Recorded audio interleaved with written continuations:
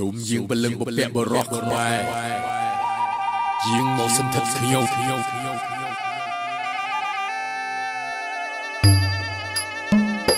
្ញុំខ្លាំងបកែផាំងខ្លាំងណាស់គ្នាយើងហាមាត់ចេញភ្លើងខាងលិចខាងកាត់ខាងជើងខ្លាចយើងព្រោះបារមីកែងហើយនឹងចង្គង់កម្លាំងយើងខ្លាំងដោយរាជសីរីឲ្យស្វែងយើងក៏តាន់សាច់ឡើងមិនអ្នកមិនរ៉ាត់អាយុខ្លីណែយើងគឺជាម្ចាស់ណែអ្នកកុំចង់មកប៉ះណែត្រូវស្គាល់ខ្មែរឲ្យច្បាស់ប្រវត្តិសាស្ត្របញ្ជាក់យ៉ាងច្បាស់ខ្មែរក្រុងសីមា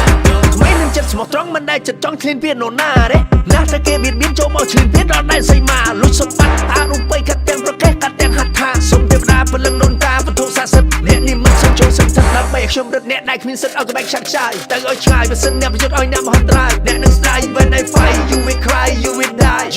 អ្នកបានមើលងាយដល់គុណរបស់ខ្មែរប្រយ័ត្នតែគួរចេញអូយើងគឺជាម្ចាស់អ្នកកុំចង់មកប៉ះប្រយ័ត្នដាច់បារ៉ាអាកុំឡើងកុំដាអូយើងគឺជាម្ចាស់អ្នកកុំចង់មកប៉ះប្រយ័ត្នដាច់បារ៉ាអាកុំឡើងកុំដាកុំមើងងាយសត្វតគួតឡើងបន្តិចក៏មកអួតប្រយ័ត្នចុងក្រោយបាក់អំនួតឈួតយើងគឺជាអ្នកបន្តពីដូនតាហើយអ្នកឯងមកពីណាមិនក៏ចេញមកលោឡាមើលមកផ្លែស្មានតែស្វាមុខឡើងខ្មៅចេះតែថាលើកខ្លួនឯងថាអត់ចាមើលងាយដល់គុណខ្មែរឡើងឈ្ងុយហ្មងណោះបើសិនជាបើមិនបានទៅសិក្សាសុំពេលនិតលើប្រាំងសិលាមើលនឹងដឹងថារបស់នរណាគេហើយមើលយើងគឺជាម្ចាស់អ្នកកុំចង់មកប៉ះ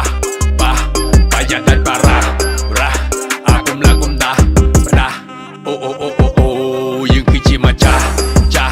អ្នកកុំចង់មកប៉ះប្រយ័ត្នដាច់បារ៉ាអាកុំឡើងកុំដា